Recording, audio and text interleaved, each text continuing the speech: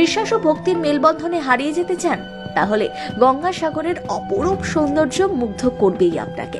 মহর্ষি কপিল মুনির সাধনাপীঠ গঙ্গাসাগর সঙ্গম। গঙ্গা ও বঙ্গোপসাগরের মিলনস্থলই হলো গঙ্গাসাগর। সপ্তীর্থ বারবার, গঙ্গাসাগর একবার। বলা হয় সারা জীবনে একবার হলো গঙ্গাসাগর পৌঁছানো সকলের কাছেই বেশ ভাগ্যের ব্যাপার। এখানে একবার গঙ্গা স্নান করলেই পাবেন 100টি যজ্ঞ সমান পুণ্য লাভ। তাই আজও মানুষের মনে বিশ্বাস, মকর সংক্রান্তির পুণ্য দিনে গঙ্গা এবং সাগরের সঙ্গমে স্নান করলে নাকি সমস্ত খারাপ থেকে মুক্তি পাওয়া যায়। মকর সংক্রান্তি অর্থাৎ সূর্যদেবের মকর রাশিতে অধিষ্ঠান। এদিন স্নান সেরে ভেজা কাপড়ে দান ধ্যান ও সূর্য প্রণামে পুণ্য অর্জন হয়। বলা হয় অন্য তীর্থক্ষেত্রে বারবার গেলে যে পুণ্য লাভ হয়, তা গঙ্গাসাগরে গেলে একবারে সেই পুণ্য লাভ সম্ভব। তাই বাংলার বাইরে থেকেও লক্ষ লক্ষ পুণ্যার্থীরা আসেন সাগর সঙ্গমে স্নানের আশায়।